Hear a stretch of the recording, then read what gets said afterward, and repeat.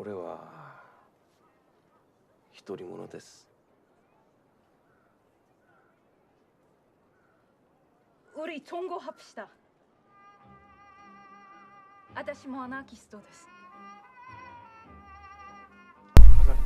5억 원의 저예산영화로 돌아온 박열의 이준익 감독.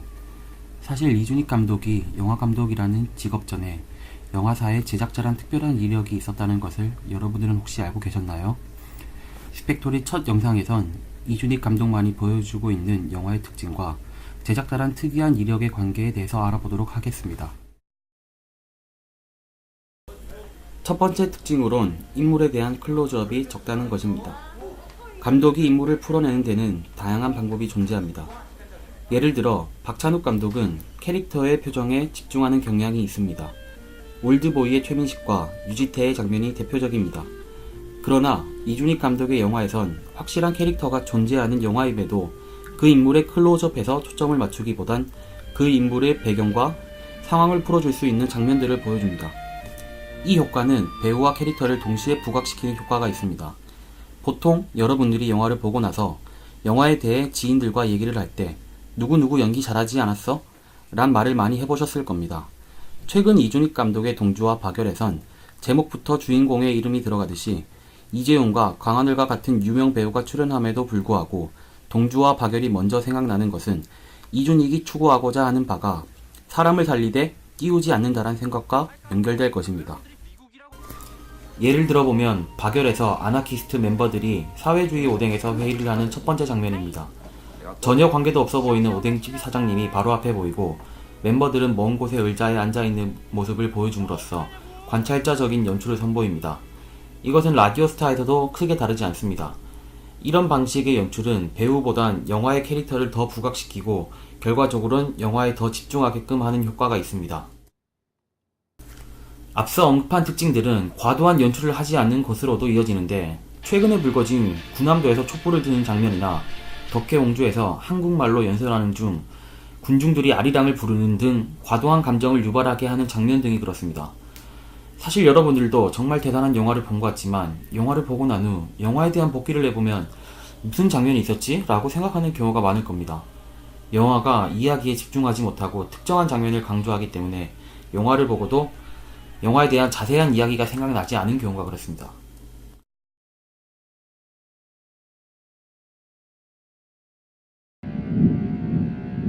수양 대군 납시오!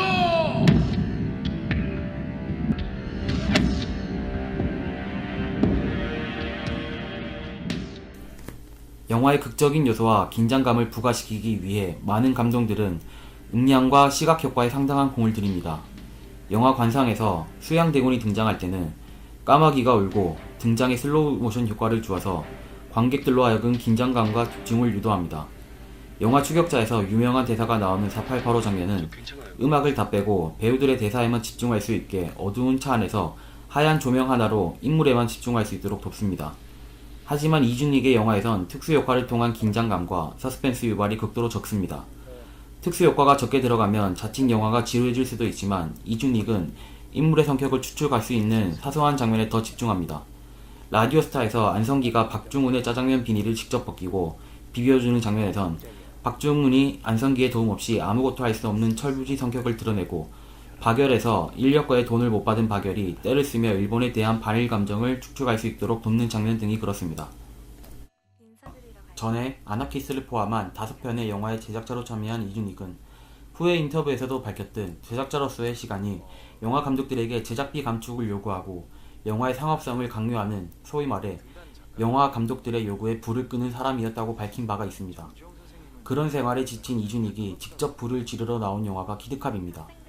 당시 충무로는 아동영화를 만들면 감독들에게 수치감을 주니기가 강했음에도 이준익은 기존 영화사에 대한 반감으로 시작했습니다. 영화 감독의 입장에서는 당연히 제작비의 풍부한 지원이 무엇보다 중요합니다. 제작비를 최소화하는 입장에서 제작비를 받아야 할 입장이 된 이준익은 어떤 생각이었을까요? 제 개인적인 생각으론 영화 감독들의 요구에 불을 껐던 이준익, 제작자로서 상업성에 치중하던 이준익의 모습에서 탈피해야 하는 영화를 통해 무언가를 보여줘야 하는 강박관념이 강했을 수도 있습니다.